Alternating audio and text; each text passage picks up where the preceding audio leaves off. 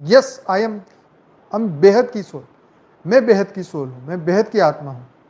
आप ज्ञान सुनिए, बापूजी के ज्ञान सुनते सुनते सुनते आप निर्संकल्प होने लगेंगे। उनके एक एक शब्द में वो एनर्जी है, वो लाइट है, वो प्रकाश है, राइट। वो प्रकाश आपको जागृत करेगा, वो लाइट आपको जागृत करेगी, उनकी एनर्जी आपको जागृत करेगी, क्योंकि वो कौन है और वो क्या है और वो क्यों है, उसका एहसास होगा। आपको भी ये एहसास होगा आपके जीवन का लक्ष्य क्या है, आप धरती पे क्यों हैं और आपको अब जाना कहाँ है, ये आपको एहसास होगा। आप और बाप, आप और आपके आत्मा के रचयिता, तब आपके आत्मा की अनुभूति और बढ़ेगी। निरंतर बनते जाइए, आपको कोई रोक नहीं सकता इस दुनिया में। आपको आत्मा स्वरूप बने बिना कोई रोक नहीं सकता, किसी की ताकत नहीं है। अब आगे हैं, हम अपनी आत्मा को देख रहे हैं तो आत्मा किसको देख रही है? मैं और मेरी आत्मा पहले तो अलग नहीं है, राइट। जब मैं अपनी आत्मा को देख रहा हूं तो आत्मा और वो एक कोई अलग एंटाइटी नहीं है, मैं ही वो आत्मा हूं। अब हम जब आत्मा भाव में आ गए तो हम शरीर को छोड़ दिया। इसने इनके क्वेश्चन में ये है कि जब हम देह बुद्धि में होते हैं तब हम आत्मा को अलग समझते हैं, लेकिन मैं देह और आत्मा में एक ही हूं, परंतु अब मैं देह को नहीं, मैं आत्मा को देख रहा हूं। तो जब मैं आत्मा को देख रहा हूं तो वो आत्मा अपने आप को ही देख रही है, आत्मा स्वरूप की अनुभूति हो रही है। अब आप कोई दूसरे व्यक्ति को नहीं देख रहे, अब आत्मा किसी और चीज पे फोकस नहीं कर रही, क्योंकि आपका पूरा ध्यान सिर्फ और सिर्फ आपके आत्मा स्वरूप में है, राइट। तो आत्मा अब किसी को नहीं देख रही, आत्मा सेल्फ ऑब्जर्वेशन कर रही है, स्व की अनुभूति कर रही है, राइट। आत्मा खुद ही साक्षी दृष्टा बन के अब शरीर को नहीं देख रही, अपने आप को देख रही है। तो आत्मा अब किसी को नहीं देख रही, अपने आप को देख रही है। आप इसको बार बार लगातार याद करते रहेंगे तो जो आप सोचोगे वही आप बनोगे।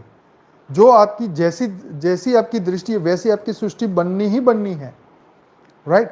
तो हम आत्म स्वरूप के, हम अपने दिव्य स्वरूप को याद कर रहे हैं तो हम एक दिन बन ही जाएंगे।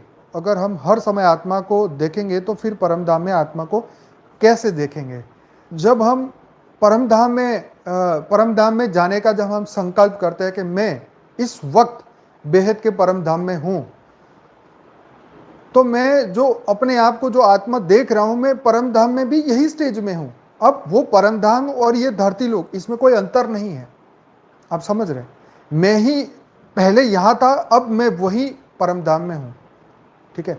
तो परमधाम में मैं ही अपने आप को देख रहा हूं, परंतु वहां का वायुमंडल बदल चुका है, लेकिन प्रोसेस तो वही हो रही है।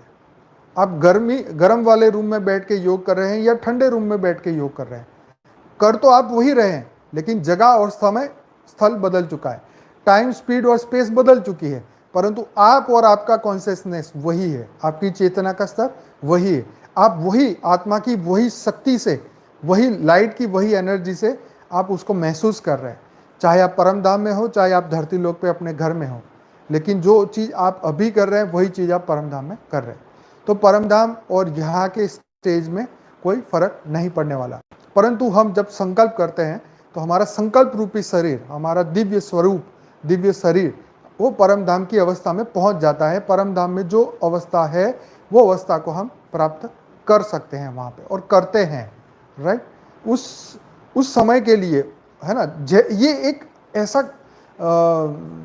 एक ऐसा अनुभूति है, जब हम अपने माइंड को उस कंडीशन में डाल देते हैं तो माइंड जो है मजबूर हो जाता है उस अवस्था की अनुभूति करने के लिए, ठीक है।